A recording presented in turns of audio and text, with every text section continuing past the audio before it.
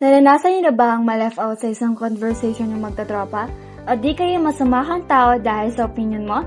Dito sa Channel 5, pag-uusapan natin ang mga bagay-bagay na hindi kaaya-aya sa karamihan. Be a Republican or Democrat here at Channel 5. We will make sure every voice is here. Magandang araw, Pilipinas! Good day, Santiago! You're listening to The Hot Takes Podcast. Ako, si Celine Disacola, ang inyong punang abala. And I'm Leslie Andela Cruz, serving as your co-host.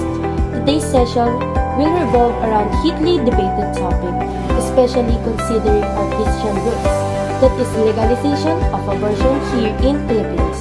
At dahil dyan, bibigyan natin ng oportunidad ang mga Santiagueños na ilabas at ibuhos ang kanilang panig ukol sa issue na ito.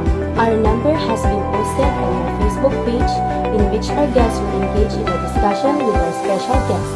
Paalala lang sa ating tagapakinig na wala kaming intensyon na magdulot ng anumang away.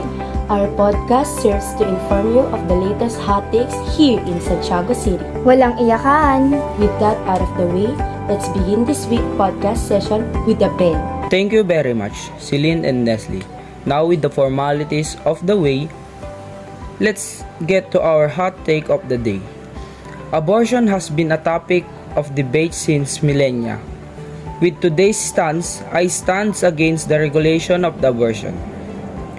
The act of killing an infant like it was done in the US will never be humane. Looks like we've already got a caller. Nasty, batter up. Ha? Hello po. Loud and clear, caller. Sige po, unang-una po sa lahat, responsibilidad naman po ng babae po yun. Wala po dapat pakialam yung gobyerno sa katawan ng mga babae. Well, would you agree that if I were to kill a person, I could get away with it? Siyempre, hindi naman. Well, that is abortion. Legalizing abortion would grant a person to discard a human's life. So, hindi ka sang-ayon na dapat may choice ang babae sa sanggol? Na sa kanila naman sa loob ng katawan nila mismo? May limitasyon naman yung ating mga karapatan sa ating mga katawan. Lalong-lalo na kung may buhay na nakasalalay dito. Every right should have limit. Oh, looks like our first caller couldn't handle the heat. Kaya pa? Kaya pa! We've got another caller. Hello? Loud and clear! Right, to begin my argument, bakit nais-nais nang ninyong kontrolin ng mga galaw ng kababaihan? Nagsimula sa pananamit, ngayon pati sa katawan namin. Anong sense doon? Unang-una sa lahat, walang kontrolan ang nagaganap sa gobyerno. Tanging limitasyon lamang dahil may ibang buhay na nakasalalay dito sa isyong ito, hindi lang sa ina. Well, kahit na, maraming mga babae ang biktima ng rape. And that fact, agree ka ba na responsibilidad ng ina ang bata sa ganong sitwasyon?